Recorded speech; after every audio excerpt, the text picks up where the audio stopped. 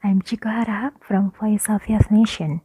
This program is sponsored by Voice of Youth National Organization.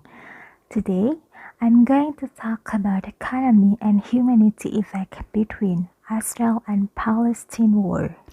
Since the violence escalated in middle May 2021, more than 200 Palestinians and at least 10 Israelis have been killed so far, with hundreds more wounded.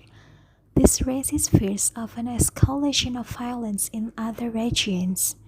One of the effects that this war has had on the economy and humanity is on both countries and the world. Israelis and Palestinians counted the cost of 11 days of hostilities that disabled Gaza's sanitation facilities and other infrastructure while disrupting Israel's economy. Gaza's housing ministry said on Thursday that 16,800 housing units had been damaged. Of those, 1,800 had become unfit for living and 1,000 were destroyed completely. The Hamas media office estimated the bombardments has cost $40 million in damage to factories and the strip's industrial zone and other industrial facilities, in addition to $22 million in damage to the energy sector. Gaza's agriculture ministry estimated around $27 million in damage that included greenhouses, agricultural lands, and poultry farms.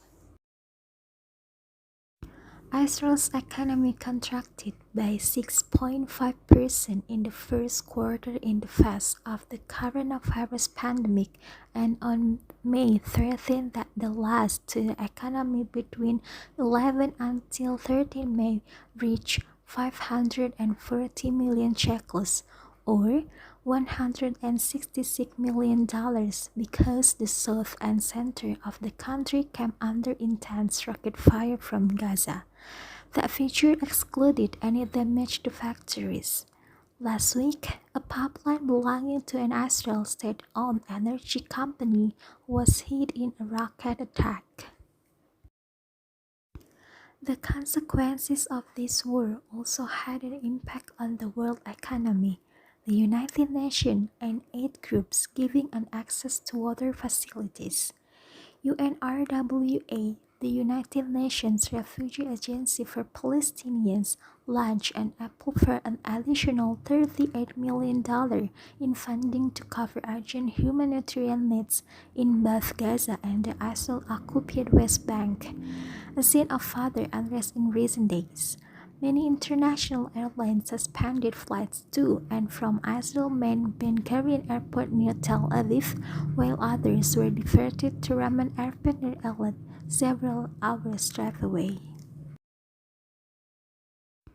Human rights are important things that must be guaranteed by the government of a country for each of its people. In this war between Israel and Palestinian, use of force does not take into account the humanitarian aspects that actually cause many fatalities. In the United Nations Charter, there is a repetition which states that the United Nations will promote, develop, and support universal and effective respect for the rights of people, human rights and basic freedoms for all regardless of ethnicity, sex, language, and religion. The existence of this statement repeats as if it shows that human rights need to be upheld and fought for. Human rights carried out by Israel against Palestine at the construction of illegal Jewish settlements, the demolition and eviction of Palestinian civilians' homes, the killing and massacre of civilians, as well as the arrest of children and torture in prisons. Several academics have studied the human aspect, but this is still limited underlines the importance of humanitarian intervention. The Indonesian Humanitarian Alliance calls on all parties to put forward diplomacy and negotiation measures facilitated by the United Nations to achieve peace guided by the resolution of the United Nations Security Council based on internationally agreed parameters. Provide sanctions to Israel for actions that violate the principle of humanity, security, and international peace. The Turkish Parliament's Human Rights Committee set up a subcommittee to investigate Israel human rights abuses in Palestine. This is the latest news from me. I'm Chiko Harahap. Thank you for watching and have a great day.